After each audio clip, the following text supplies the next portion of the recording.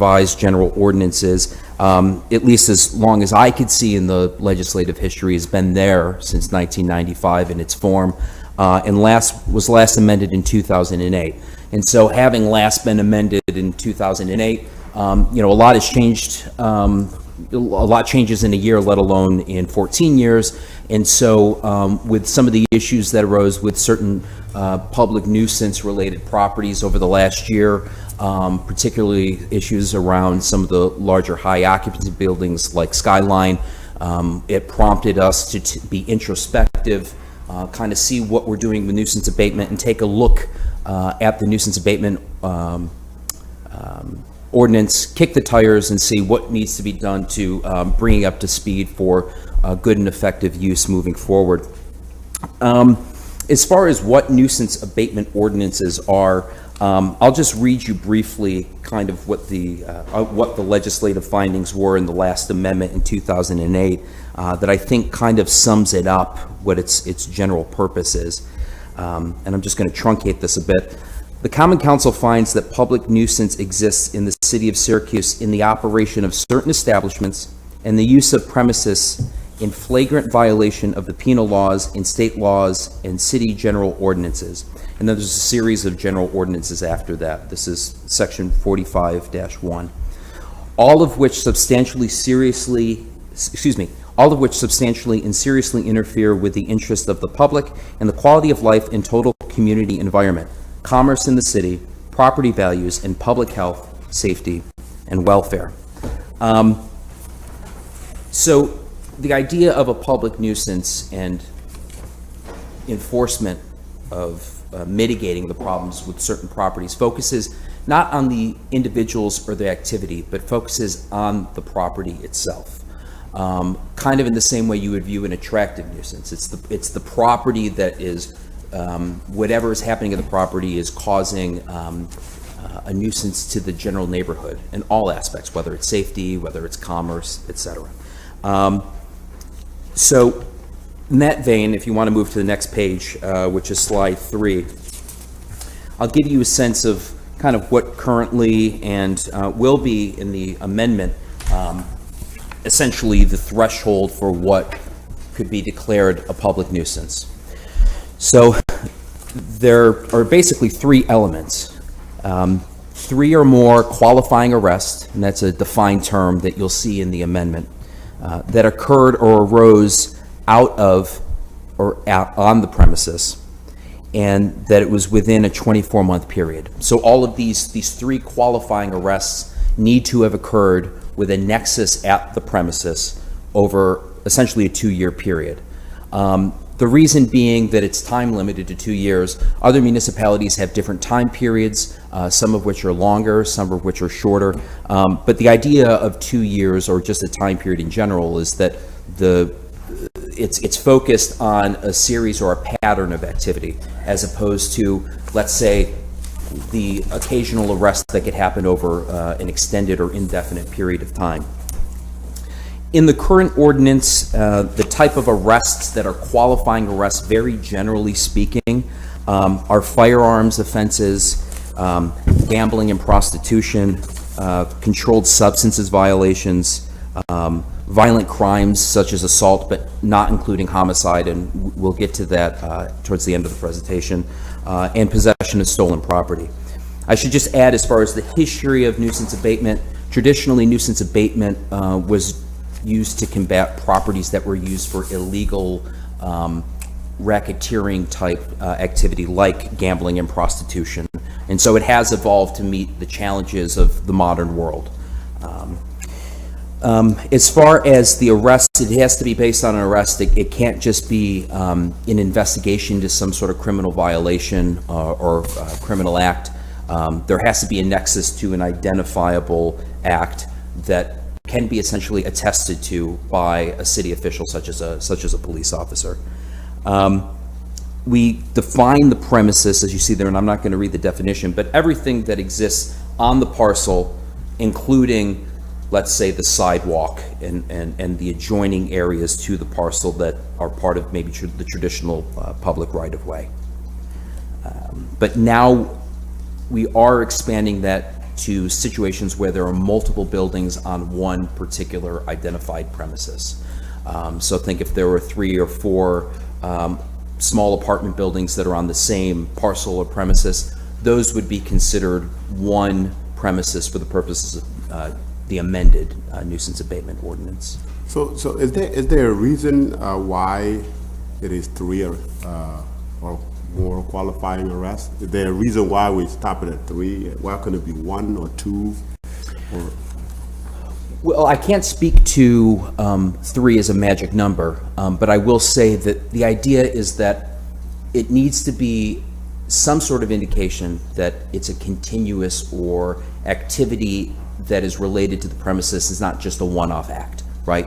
So for a lot of these crimes, maybe not all of them, but for a lot of these crimes, they could essentially happen at anybody's premises under strange or bizarre circumstances.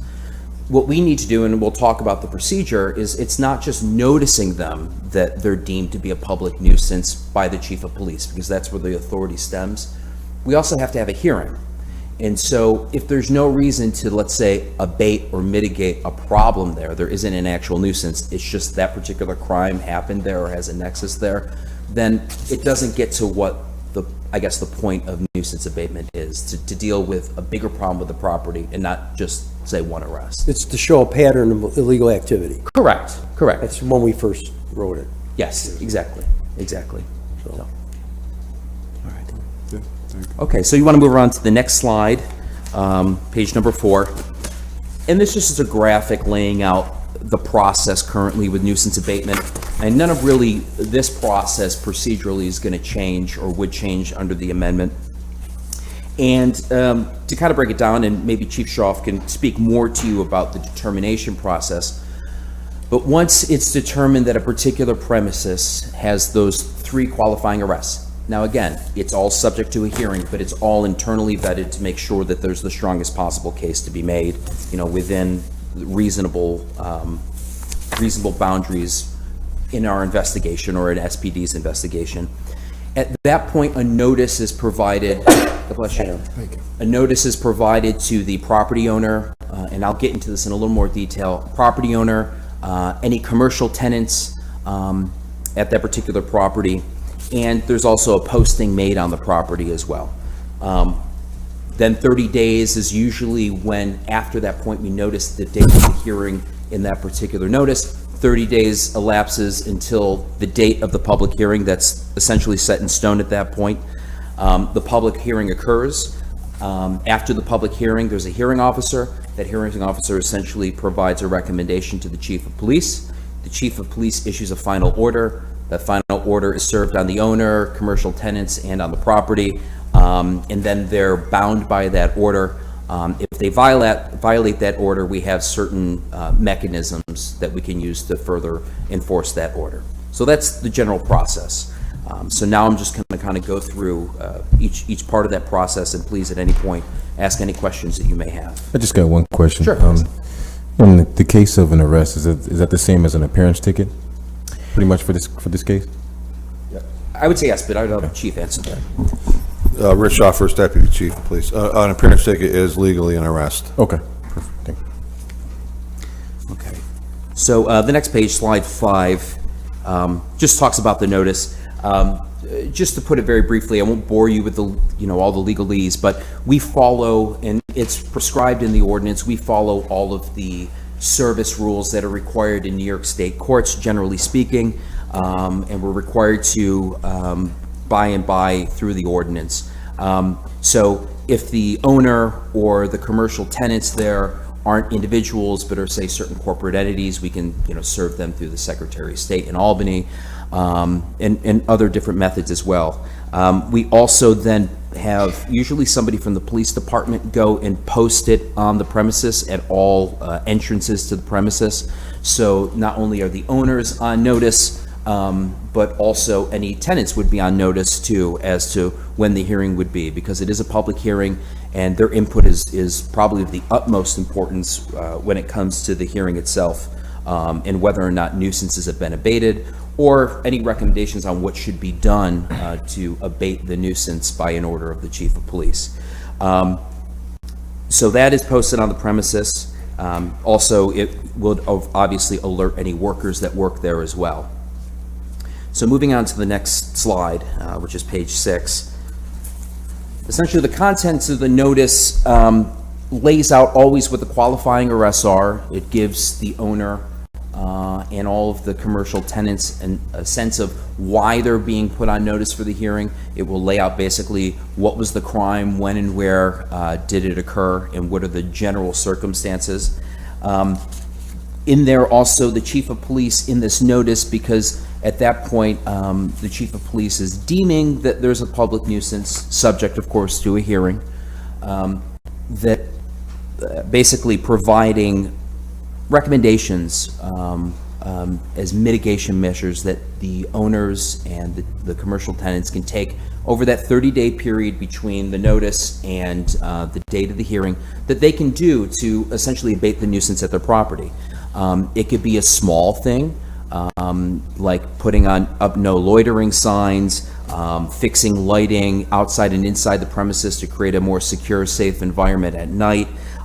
If there are, let's say it's a residential building and there are access control issues that anybody's getting in, it's, put in place a locking mechanism only accessible by tenants. Maybe perhaps hiring a security guard, things that can lead towards mitigation. Give them an opportunity to self-help, and also encourage them to contact the police and not to take matters into their own hands once they become potentially dangerous situations. And also inform all tenants to report suspicious activity to 911 for assistance, to help abate the problem without having an order from the chief. Because then when the hearing happens, so you can move to the next page, which is page 7, or slide 7. When the hearing happens, that's essentially one of the main defenses that the property owner, as the respondent there at the hearing, would have to offer up, is that essentially they have abated the nuisance, that the nuisance has been eliminated. And just like the city, they can offer evidence to bolster that defense. So these hearings operate kind of like a mini bench trial. The hearing officer sits in a quasi-judicial capacity. The hearing officer is appointed by the chief of police. You'll see in the amendment, the hearing officer requirement is that they have to be a lawyer in the state of New York in good standing, who is appointed in that position. And essentially, the city makes its case, and that case, you'll see on the next page, is essentially that there are the right number of qualifying arrests that make it a public nuisance, that the public nuisance hasn't been abated from the property, and that certain actions need to be taken by the city through an order from the chief of police in order to abate that public nuisance for the neighborhood. So that's the case that's offered, usually by documents, video if it's available, photographs, and testimony. Usually the main testimony comes from the police officers that are involved in the arrest, any individuals that were witnesses to any of the particular arrests, and then they are able to cross-examine our witnesses, and then they make their own case, the owner or whoever the respondent is in this case. After they make their case, we're able to cross-examine their witnesses as well. We give an opportunity to the public to speak, which is a unique thing which would be different than a normal judicial proceeding. So in this administrative proceeding, we give an opportunity to the public. And people who come individually, usually from the neighborhood, they might be residents that live, if it's a residential building. They could be members of the public that have a concern or interest because they're a neighborhood business, or they're an organization that represents the interests of, say, tenants or neighborhood businesses. And they can come and testify. They're also sworn under oath, like other individuals that are testifying about the elements of the case. They can also offer letters. So letters can be considered by the hearing officer from certain organizations or individuals about why they think that, or they believe that that particular premises is creating a nuisance for the neighborhood. After all that is done, there's a court reporter that's there who's taking a transcript of the proceedings. All of that is essentially put together once the transcript is received.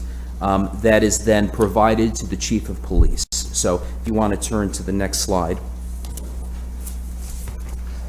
This slide, again, talks about essentially what qualifies as a public nuisance, and I kind of highlighted that. I would just note that the hearing officer's recommendation is just that. It's a recommendation. It's not binding on the chief of police. The chief of police is looking at the recommendation holistically with the entirety of the proceedings and views that anew. The fancy legal term is de novo. And if we can move to the next slide, which is 9. And so essentially the chief does what the hearing officer has already done, because the hearing officer is going to determine if it is a public nuisance, if it's been abated, and makes recommendations on what should be done. The chief is going to do that anew. The chief is going to take those recommendations, but the chief is also going to, re-review whether or not a public nuisance did exist, come to that conclusion, and then if a public nuisance did exist for the qualifying arrests, then again determine if it's been abated, and then if it's not been abated, going to issue an order as to what needs to be done to abate the public nuisance. Okay. So moving on to slide 10. So at this point, the chief will issue an order. I should note, I believe, I don't have it in front of me, but I believe that there's a requirement that we provide the transcript within a certain period of days to the chief of police to make that determination. But the chief then issues an order. Once that order is made procedurally, we would serve that on whoever the order is addressed to. Let's say the owner, in this particular case, the owner of the building. That if the owner is represented by counsel, will provide it to their attorney. If not, we would serve it upon them the same way or in a similar way that we had served it upon them when we served the notice. The order states the finding, and then it opposes certain mitigation strategies that are ordered by law by the chief of police under this particular ordinance. Now, there's a civil penalty, and we'll talk about that in just a moment. The civil penalty, which is increased a bit, because this civil penalty, I believe, as Mr. Berry just said, was probably last changed in 1998. The cap is at $2,000 currently, so that the civil penalty for the first offense for a property was $1,000. We're recommending to the council that they approve it, not only just under local law within the charter, but also for nuisance abatement to up to $10,000. And part of that being is that there are much larger buildings that we wouldn't be able to close the building, because obviously we do not want to displace any residents that are innocent bystanders that are essentially the victims in a lot of these residential buildings. And so sometimes our only real viable recourse is some sort of financial penalty. Aside from some of the more creative aspects of it, and when I say creative, of course, within all reasonable boundaries, legal boundaries, but the chief of police is then enabled to order certain mitigation activities to occur that were, a lot of which were recommended in the order, and sometimes they weren't followed through by the owner. So for an example, installing security cameras throughout the entirety of the building, particularly in the case with Skyline most recently, they didn't have cameras in their stairwells, and that was a big complaint that there was a lot of criminal activity, dangerous activity happening in the stairwells. So it was ordered by the chief of police that they install security cameras in the stairwells for the safety of all residents. So that is something the chief could order. The chief could also order that they hire a full-time security guard to man the front desk to make sure that people don't sneak into the building for illegal purposes or for that aren't guests to the building that have no legal right to be there. So Ty, if sure, I can yeah. interrupt you, if the $1,000 per week would go up to $10,000 per week? So the $1,000 per week is new, and I'll note that now. You've jumped to the next It used to page. be just $1,000. So it used to just be $1,000 for the first offense at a particular property. There's two things that are happening here in this amendment. The first time penalty is raised, okay? And I might be getting the numbers wrong, Joe, so you may want to correct me. I believe for the first time is it 10,000? Is it 9,000? 8,000? Is it 9? I'm not sure. I'm not sure offhand, but it's somewhere in the range of $9,000 to $10,000, I believe. It's a one-time. That's a one-time. The $1,000 a week is enforcement. So if they essentially they are in violation of the order, and we've identified they're in violation of the order, And it continues to be violated. what we would do is put them on notice at the law department that we are informed that you're in default, we have evidence of default, please see attached. You're on notice to cure this within 1 week. You must provide us whatever proof that we're looking for.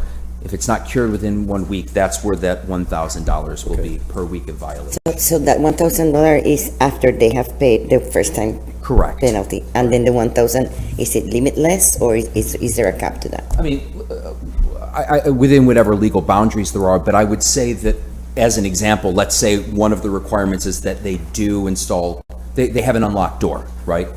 That they install, we say, a certain control system to lock the door. We're told that it's not working, or it hasn't worked for a week. All the tenants are coming to the city, that we've got pictures of it, et cetera. We put them on notice, and we tell them you have to fix it within a week, okay?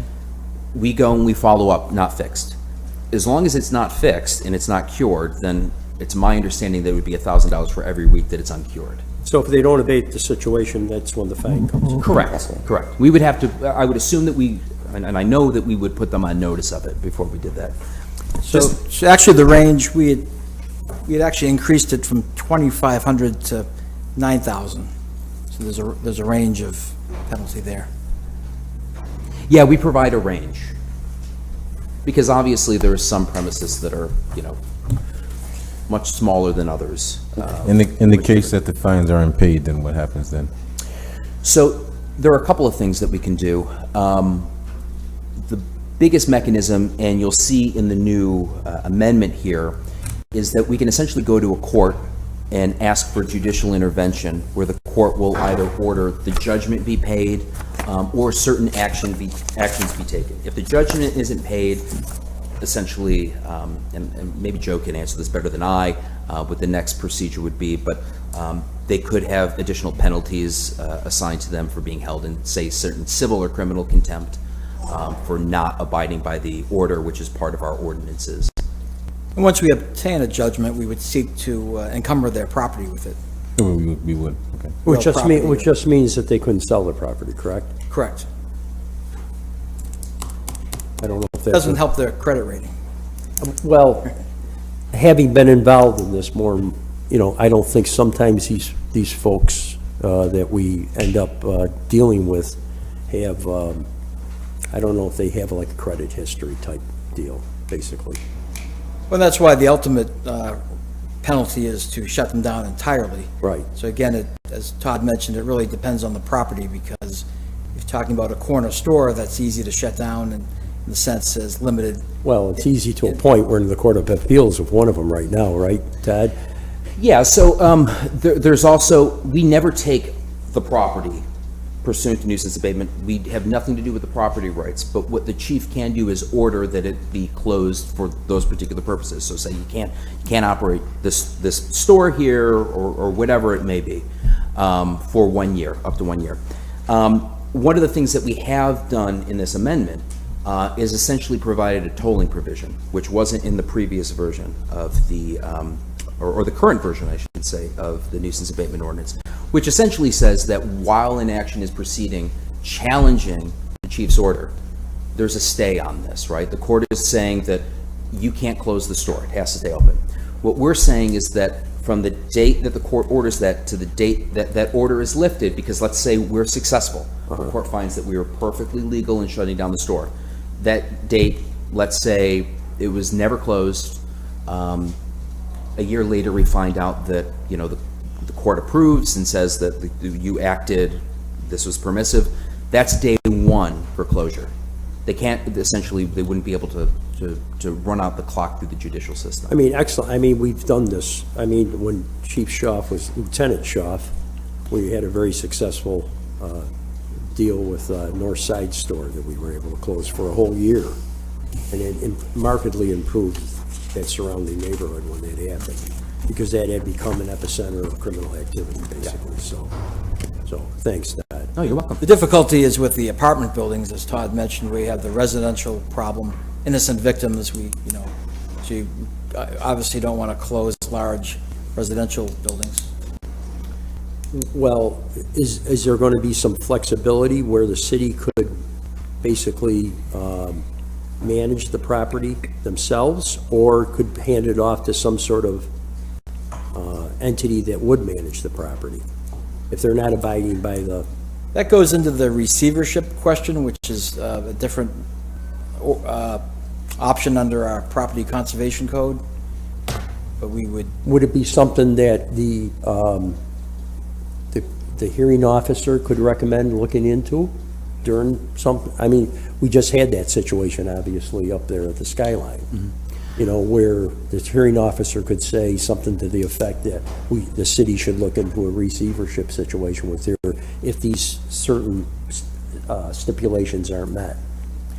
I think they could certainly recommend that. It would be a different legal proceeding, though, so it would have to Okay. follow the Just to initial- be clear, I mean, I'm just, we're coming up with things to try to be flexible in dealing with some of these issues.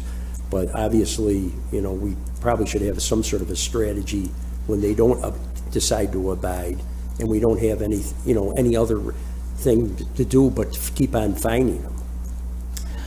If I may, Joe, I'll add, Councilor Hogan, that the receivership option is within the amended ordinance. Okay. And it's laid out a little more clearly. In the previous ordinance, it seemed to be a mechanism that was more focused on a situation where they're not paying their fine. To a large entity, paying that fine is, to garnish wages or to garnish rents, et cetera. I mean, when we first came up with the nuisance abatement, I was on the council, and I don't think we'd ever, we wouldn't comprehend something like that. Sure. That a building would just be late, nobody be managing a building. I mean, that's not something we would even think about, or the former corporation council would think. And I would urge So I you, think we have to be flexible and realize sometimes that these new situations might arise, that's all.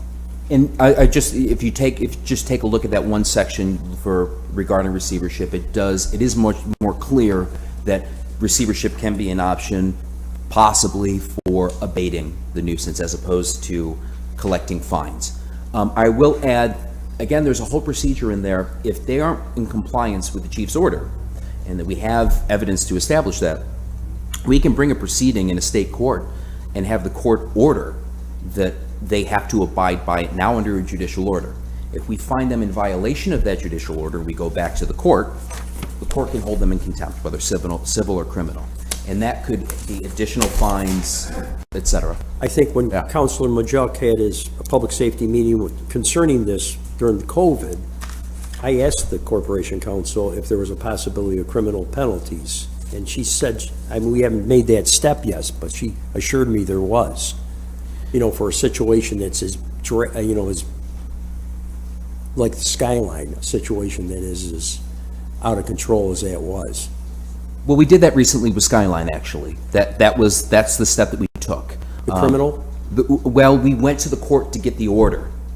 We hadn't determined after having that order that they were in violation of that order. As a matter of fact, I believe that order went a long way in forcing compliance, because now this wasn't just the chief's order, this is the order of the court. Supreme Court, right? Yeah, state Supreme Court, correct. So that would be the next step after that, right? So if you're not following what the chief has ordered you to do under our ordinances, we now go to the court, which we have the right to do under general city law and under our own charter, to essentially bring a proceeding in state court to say that they are not abiding by our ordinance, which requires that they have to follow the chief's order in this particular circumstance. As long as we have a clear strategy mapped out, so We the have public that. knows it, and not only the public, but the people that we might have to deal with in the future, that there is a possibility Correct. that if they mismanage their property to the extent where they imperil public health, they could end up in a criminal charge against them.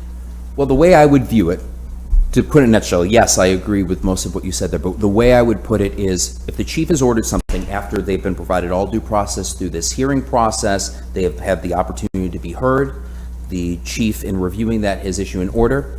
We have found that after issuing that order, and they're given that little grace period to fix the problem, not only are they not fixing the problem, but they're in flagrant violation and not abiding by it, we then seek the court's intervention to say, hey, they're not listening to the chief of police. We have this right to get an order from the court, and then the court can order that they have to do essentially what the chief has already said, more or less. At that point, if it's determined that they just do not want to listen to a judicial order, then we would go back to the court and say, look, you know, we would ask that you hold them in contempt for flagrantly violating a judicial order. And then that determination would be made by that judge. Okay, I thank the forbearance of the fellow members of the council on this, so go ahead, Todd. And we would absolutely do that. Okay. So if any given property has more than one order to comply with, different things to fix, to make for safety in the building or whatever that may be, are they seen separately and it's $1,000 per each of the non-compliances, or is it bundled and it's just a one order to comply with all? And then at that point, if they comply with some and then not others, then how do you deal with that? Yeah, let me look at the particular amendment at this point. It's quite a few pages long. I don't know if, Joe, if you have that.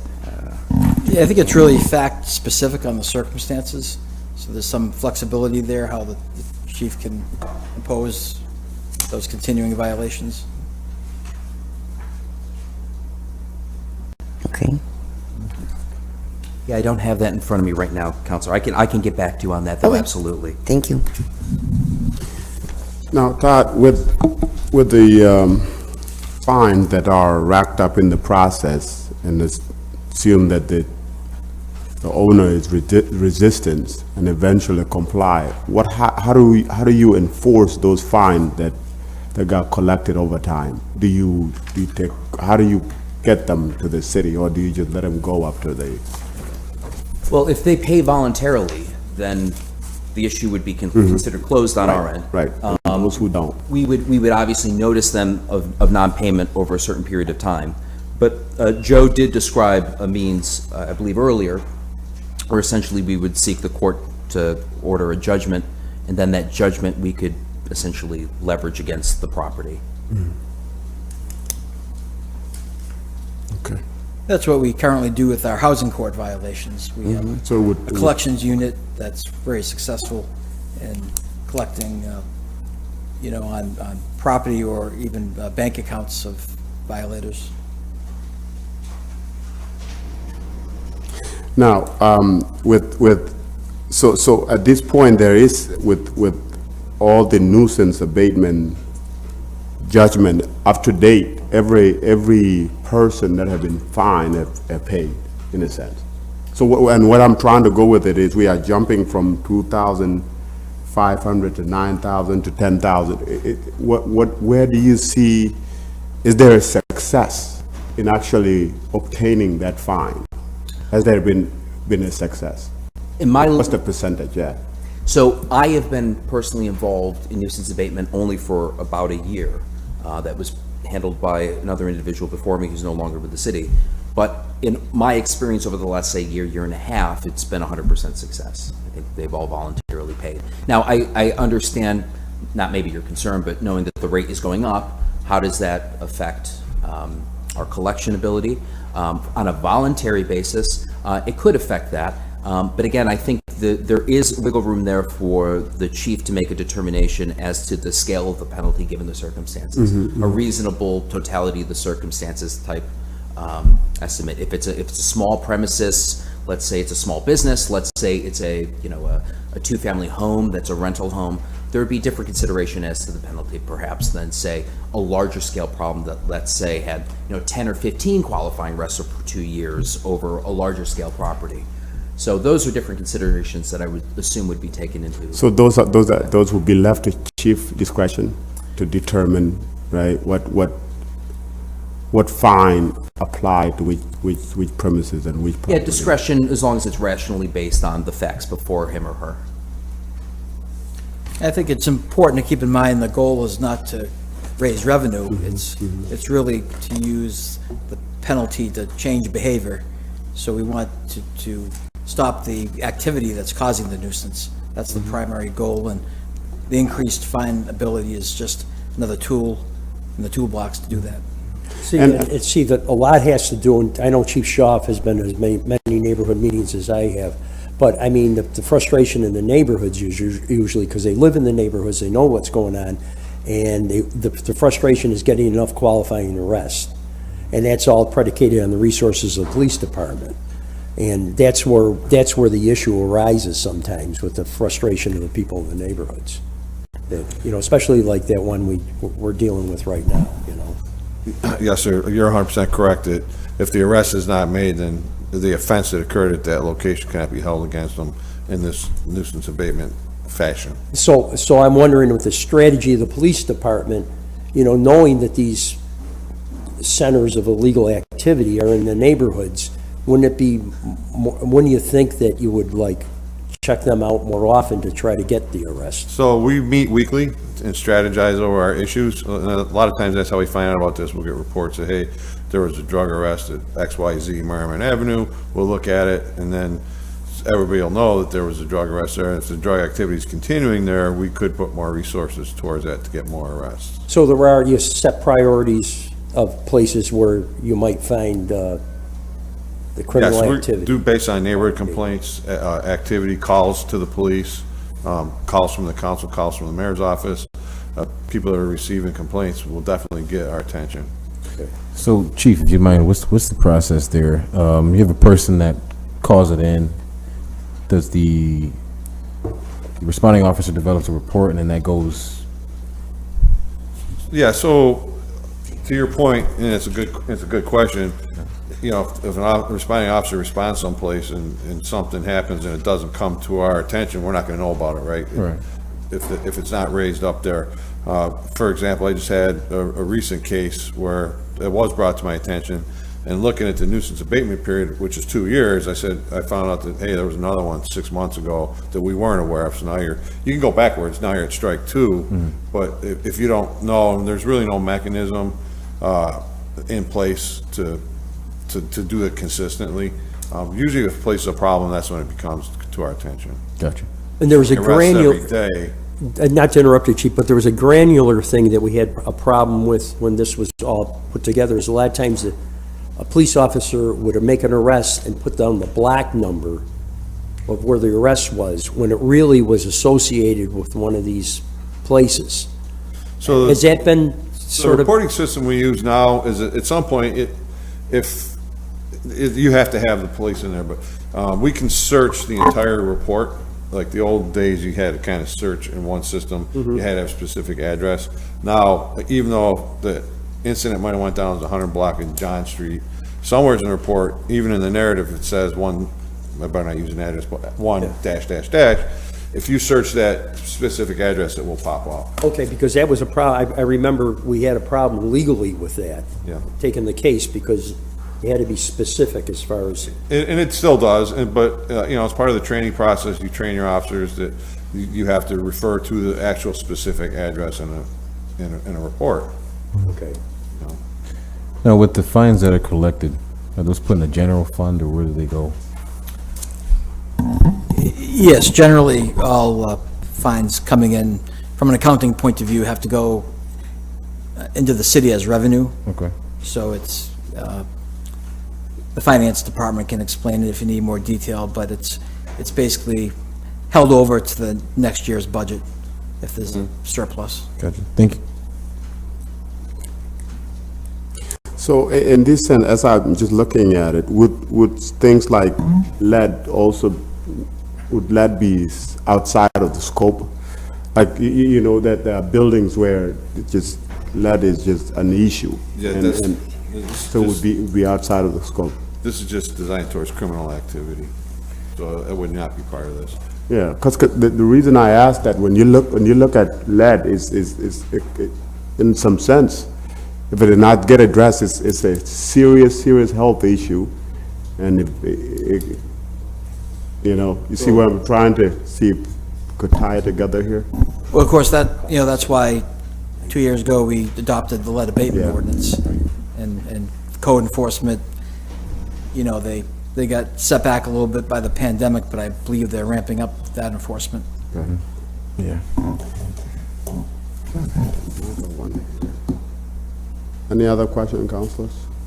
I just want to congratulate, I mean, I'm glad we're being flexible and nimble with this thing, because the way things have evolved in this city, I think sometimes we have to address especially something that's so important to our neighborhoods. So I I think one of the important things, distinction that this, and I hope you guys are good. The old ordinance strictly went after the property owner. Now, this is designed more that you go after the specific business as well. Which helps out a lot, because sometimes you can't discern who actually owns the property. You know, especially LLCs and things like that, so. Yeah, and I really want to thank Todd and all of Joe and Deputy Mayor and Chief as well. We've been meeting, and it's finally good to wrap this meeting up and move them somewhere with this ordinance. If nothing else, councilors, I think that will do it for us. I guess the next one is dog legislation. Deputy Mayor? Dog legislations, right? Yeah. We kind of dropped the ball, truth transition a little bit, but that's the next one. So thank you very much. Thank you for coming. That will end our meeting. I do have one more comment too. With the recent things that have been going on in Armory Square, I would like to, look into this regarding that as well, because there's been a lot of things going on there in the past couple weekends that. Yeah, And Hanover Square. And Hanover So Square as well. We're well aware of the issues down there, and I know we're aware of it. And there's a comprehensive plan being put together that I believe the chief and the mayor are probably speaking to at some point. But it's high on our priority right now. I'd just like to add one thing, just as far as the amendment is concerned. There are quite a few things in here, and I would just urge you to just take a look at it, and then, of course, if you have any questions, please reach out to the law department.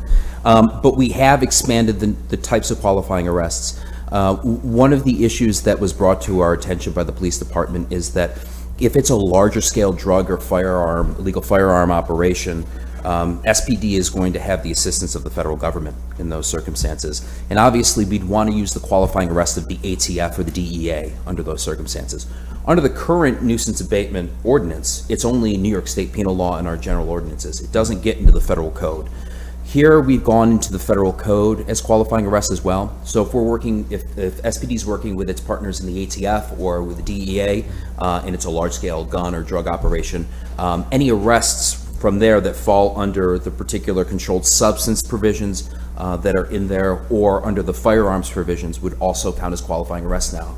Because there are some properties that we were told, well, there was a raid there was this, there was that. Well, we don't have any qualifying arrests. Well, why? It's because it was the feds, and they weren't charged with state crimes.